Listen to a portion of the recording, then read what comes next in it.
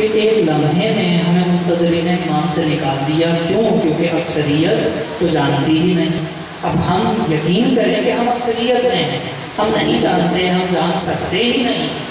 جب پروردگار نے کہہ دیا اب لڑائی، اب زور، اب کچھ نہیں چلے گا. اب ہمیں دیکھنا ہوگا کہ کیا کیا وجوہات ہیں کہ اکثریت نہیں جانتی. اگر ہم نے اس وجہ کو پا لیا تو پھر ہم اپنی تصحیح کر سکیں گے. اور کمال اس قدرت کا کہ سورہ روم کی اس سے اگلی آیت میں اللہ کی ذات نے اس وجہ کو بیان کر دیا کہ کیوں اکثر نہیں جانتے. اب اس وجہ پہ کام کرنے کی ضرورت ہے. کیوں نہیں جانتے؟ کہا یعلمون ظاہرا من الحیات الدنیا. یعلمون ظاہرا، یہ تو صرف جانتے ہیں ظاہری حیات دنیا کو. یہ جو نہیں جانتے وعدے کو، نصرت الہی کو، اور یہ کہ غلبہ حاصل کریں گے، اور یہ کہ خوش و شاداں ہو جائیں گے، اس کی وجہ کیا قرار پائی؟ کیوں؟ کیونکہ یہ تو دیکھ رہے ہیں ظاہری دنیا کو، یہ دیکھ رہے ہیں اپنے پیٹ کو، یہ دیکھ رہے ہیں اپنے روزگار کو، یہ دیکھ رہے ہیں اپنے بیماری کو، اچھائی. اس سے آگے نہیں بڑھ. ان کی زندگی کا مقصد فقط طلب روزگار یا پیٹ کے ایندھن کو بھرنا، یا اپنی ذات اور اپنی اناؤں کے جھنڈوں کو بلند تر کرنا. اب اس مقام پہ اللہ تعالیٰ کی ذات فرما رہی ہے یعلمون ظاہرا من الحیات الدنیا، کہ اللہ تعالیٰ فرما رہا ہے کہ یہ تو جو جانتے ہیں اس سے زیادہ نہیں جانتے کہ یہ ظاہری حیات دنیا کیا ہے. وَهُمْ عَنِ الْآخِرَةِ هُمُ الْغَافِلُونَ. اب وجہ بیان کر دیں کہ یہ جو ظاہری دنیا کو اس طرح سے دیکھے ہوئے ہیں، اس کی وجہ کیا ہے؟ کہ یہ اصل سے غافل ہیں، یہ آخرت سے غافل ہیں. یہ آخرت کیا ہے؟ ہم نے سمجھا یہ 60-70 سال کی زندگی نا، یہ 60-70 سال کی زندگی نہیں ہے، یہ 25-30-50 سال کی زندگی نہیں ہے، یہ ایک زندگی بھی نہیں ہے. یہ ایک زندگی سے بھی بڑھ کے قرآن حکیم سے توسل کرتے کہ کیوں اللہ تعالیٰ کی ذات ارشاد فرماتی ہے قرآن حکیم میں. آیا مبارکہ میرے ذہن میں ترجمہ ہے تو بڑے اصول کے ساتھ آپ کی خدمت میں پیش کرتا ہوں کہ اللہ کی ذات ارشاد فرماتی ہے کہ جب قیامت کے دن پوچھا جائے گا جو مجرم ہیں ان سے کہ تم کتنا عرصہ رہے، تو وہ کہیں گے شاید گھڑی بھر، ساعت بھر. تو اللہ تعالیٰ نے کہا پھر فی الفور وہ لوگ جن کو علم اور ایمان عطا کیا گیا، دو چیزیں، کہ پھر وہ جن کو علم اور ایمان عطا کیا گیا وہ کہیں گے اسی وقت کہ نہیں تم تو قیامت تک رہے. یہ کون؟ ہم کہہ رہے ہیں 70 سال 50 سال کی زندگی، بڑی لمبی عمر پائی بابا جی نے، کتنی جی 80 سال کی عمر پر چلتے پھرتے چلے گئے الحمدللہ. لیکن وہاں پہ جو اہل علم ہیں اور جو اہل ایمان ہیں، خالی علم بھی نہیں خالی ایمان بھی نہیں، وہ اللہ تعالیٰ کے اس سوال پر جواب دے رہے ہیں کہ نہیں تم تو قیامت تک رہے. پھر الذی خلق سبع سماوات طباقا ما تری فی خلق الرحمن من تفاوت فارجع البصر هل تری من فطور، کہ وہی ہے پاک ہے پروردگار جس نے پیدا کیا 7 زمینوں کو 7 آسمانوں کو. کدھر ہے وہ دوسری زمین؟ کہاں ہے وہ تیسری زمین؟ ہم تو ایک زمین سے واقع ہیں، وہ چوتھی، وہ 5ویں، وہ 6ٹھی، وہ 7ویں. ہم اہل علم ہو سکتے ہی نہیں کہ اہل علم جانتے ہیں کہ اس زمین سے کس زمین کا رخ کرنا ہے، پھر کس زمین کا، وگرنہ اللہ کی ذات یہ نہ کہتی یا ہمیں یہ آئماں سے نہ پہنچتا کہ جناب عیسیٰ 4تھے آسمان پہ.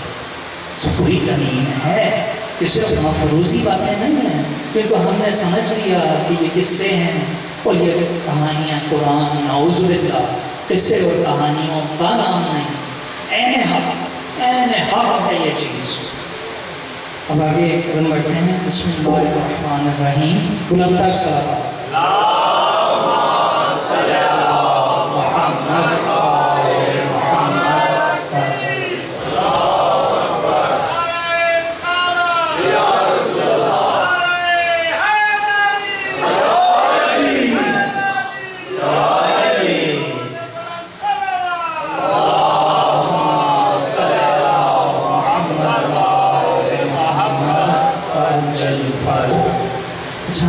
سامنے سورہ الحمد پیش کی اور اس کے فوراً بعد سورہ نصر کا ترجمہ پیش کیا، اور پھر اب حال میں ہم سورہ روم کی چند آیات کو ترجمہ کر رہے تھے، اور اس سے پہلے ہم نے سورہ روم ہی کی آخری آیت. اب عجیب بات ہے، ایک ہی سورہ میں اللہ نے 2 دفعہ وعدے کا ذکر کیا ہے، کسی غلبے کا ذکر کیا ہے، اہل روم کا ذکر کیا ہے، اور کہا ہے کہ مغلوب ہونے کے بعد غلبہ حاصل کریں گے، پھر کیا اللہ کی مدد پہنچے گی، پھر کیا اللہ کا وعدہ ہے، پھر کیا ہے مومن کو خوش ہو جائے گا، پھر کیا ہے اکثریت میں نہ ہو جائیں، پھر کیا ہے منتظر بنی، اب منتظر بنے گا، اب کیا ہوگا، کچھ لوگ ہوں گے جو یقین کی منزل پر نہیں، اب اکثریت یقین کی منزل پہ نہیں. اب جب اکثریت یقین کی منزل پہ نہیں، اب تیرے قدموں کو ایسا نہ ہو کہ متزلزل کر دیں، تو اب تو کیا کر، اللہ کی نصیحت ہے، تو صبر کر، صبر کا دامن ہاتھ سے نہ جانے دیں. اب اس سورہ مبارکہ کا آغاز ہو رہا ہے الف لام میم. ہم اس کا ترجمہ کرنے سے قاصر، بہت بڑے مفسرین کسی نے قلم کو اٹھایا نہیں الحمدللہ، نہ ہی ہم میں قابلیت کی وہ جھلک بھی آ سکتی ہے کہ ہم اس سمت میں بھی دیکھیں. لیکن ایک چیز ضرور سمجھ میں آنے کی آتی ہے جس کو ہم اجتماعی طور پر سمجھنے کی کوشش کریں گے کہ اگر الف لام میم قرآن حکیم کی ابتدا ہے تو اس کا مطلب ہے والد امکان ہے کہ ابتدا میں جو چیز ہے وہ ما سبق کا مجموعہ یا خلاصہ یا نچوڑ ہے. اگر بسم اللہ نچوڑ ہے سورہ الحمد کا، تو سورہ الحمد نچوڑ ہے کل قرآن کا، اور الف لام میم کل قرآن کا مختصر ترین 3 الفاظ میں مجموعہ جو سمجھ میں آتا ہے. اب ہم اس کی تفسیر سے واقف نہیں، راسخون پہ لے جانے کہ الف لام میم کا مطلب کیا ہے، لیکن اگر ہم کہیں کہ سورہ الحمد کی تفسیر کا نام الف لام میم ہے تو بے جا نہ ہوگا. سورہ الحمد کی تفسیر قرآن حکیم کی ابتدا کا وہ نچوڑ الف لام میم. اچھا، پورے قرآن میں 6 سورے ایسے ہیں جن کا آغاز الف لام میم سے ہو رہا ہے. اب ہم آپ کے سامنے ان 6 سوروں کو تھوڑا تھوڑا ذکر کریں گے. بلندتر صلوات.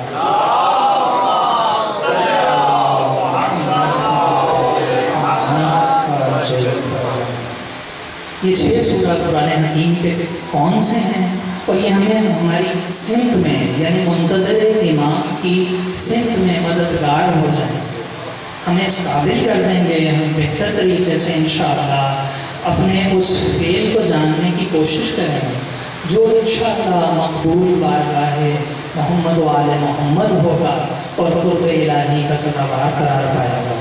بلندتر صلوات.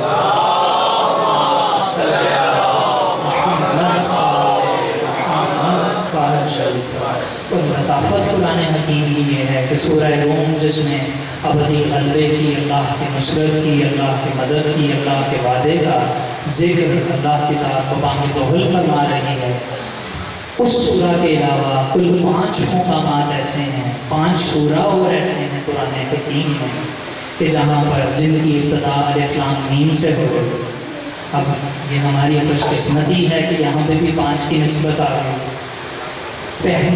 پہلا مقام، پہلا مرحلہ جہاں الف لام میم ہے وہاں ہے ذالک الکتاب لا ریب فیہ. ذالک الکتاب لا ریب فیہ سورہ بقرہ.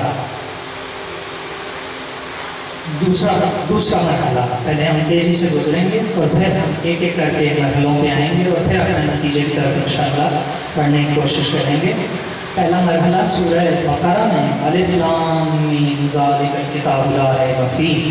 دوسرا مرحلہ سورہ آل عمران، تیسرا سورہ قرآن حکیم. دوسرا سورہ سورہ بقرہ، تیسرا سورہ الف لام میم ذالک الکتاب لا ریب اللہ لا الہ الا هو الحی القیوم. میں نے اپنے کچھ نوٹس لکھے ہیں کیونکہ بالکل طالب علم میں اس سمت میں، لہٰذا معذرت کے ساتھ کہ آپ کو سننے میں شاید تھوڑی بہت دقت اور دشواری پیش آئے. بلندتر صلوات. صلی اللہ محمد آل محمد وعجل فرجهم۔ دوسرے سورہ میں سورہ آل عمران ہے، اللہ کی ذات ارشاد فرماتی الف لام میم اللہ لا الہ الا هو الحی القیوم، اللہ نہیں کوئی اللہ سوا اس کے جو کہ حی القیوم ہے، ہمیشہ سے اور ہمیشہ رہے گا۔ یہ کیا ہے؟ دوسرا مرحلہ۔ تیسرا مرحلہ سورہ عنکبوت 29واں پارہ قرآن حکیم کا، اور پھر سورہ روم 30واں پارہ قرآن حکیم کا، پھر لطافت قرآن حکیم کی کہ دو ابتدا میں مرحلے جہاں الف لام میم کا ذکر آیا، اور پھر بترتیب 4 جگہیں ایسی سورہ عنکبوت 29واں پارہ، 30واں پارہ سورہ روم، 31واں پارہ سورہ روم، 31واں پارہ سورہ لقمان، اور 32واں پارہ سورہ سجدہ۔ سورہ سجدہ پہ اللہ نے آ کے ساری پیشانیوں کو جھکا دیا۔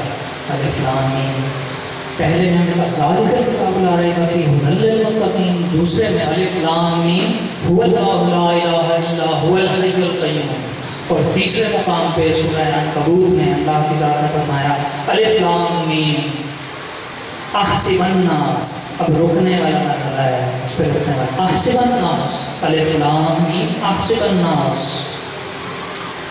ان یترکوا ان یقولوا آمنا وہم لا یفتنون۔ کہا ہے کہ الف لام میم سورہ عنکبوت دوسری آیت اس سورہ کی، احسب الناس، اے انسان کیا تو نے یہ سمجھ رکھا ہے، اے انسان کیا تو نے یہ سمجھ رکھا ہے ان یترکوا کہ تو چھوڑ دیا جائے گا، اے انسان کیا تو نے یہ سمجھ رکھا ہے کہ تجھے چھوڑ دیا جائے گا، ان یقولوا آمنا یعنی صرف یہ کہہ دینے پہ کہ میں ایمان لے آیا، اے انسان کیا تو اس غلط فہمی میں ہے کہ تجھے چھوڑ دیا جائے گا فقط یہ کہہ دینے پہ کہ میں ایمان لے آیا، وَهُمْ لَا يَفْتُنُونَ اور تیری آزمائش نہیں کی جائے گی۔ عجیب مرحلہ ہے، نازک، اور اپنی فکروں کو جلا بخشیے گا اس چیز سے کہ اللہ کی ذات کہہ رہی ہے اس خلاصہ قرآن کے بعد الف لام میم کے بعد فرماتی ہے کہ اے انسان سورہ عنکبوت کیا تو نے یہ سمجھ رکھا ہے کہ تجھے چھوڑ دیا جائے گا، کس لیے کہ میں ایمان لے آیا تھا اور پھر تیری آزمائش نہیں ہوگی، تیری غلط فہمی ہے، ہم ضرور تیری آزمائش کریں۔ اب یہاں پہ ہم نے ابتدا میں آزمائش کا ذکر کیا، ہم اس بارے میں اس مقام پہ گفتگو انشاءاللہ کریں گے۔ بلندتر صلوات اللہم صلی علی محمد واجل فرجہ، شرما کے درود نہیں، بہت فخر کے ساتھ واجل فرجہ۔ اور ہم سمجھتے ہیں کہ ایک مشکل مرحلہ ہے اور قرآن حکیم ہماری سمجھ کے مطابق ایک بہت مشکل کتاب ہے، لیکن وہ رب جس نے نازل کیا وہ ہمارا خالق ہے۔ اس قرآن میں ایک سورہ میں، اب مجھے نشان یاد نہیں، 5 مقامات میں نے اپنی سنگار آنکھوں سے ایک ہی سورہ میں دیکھا کہ اللہ کی ذات کہتی ہے ہم نے اس قرآن کو سمجھنے کے لیے آسان کر دیا، افلا تدبرون، کوئی ہے جو غور کرے، شاید کوئی غور کرے گا کہ کیا اللہ کی ذات ہمارا خالق کہہ رہا ہے کہ میں نے آسان کر دیا۔ اگر کسی چیز کو اپنے ایمان سے بتائیں کہ وہ ذات مشکل کر دے تو کون ہے جو اس کو آسان کرے گا، اور اگر کسی چیز کو وہ ذات آسان کر دے تو پھر اس میں کیا مشکل رہ گئی۔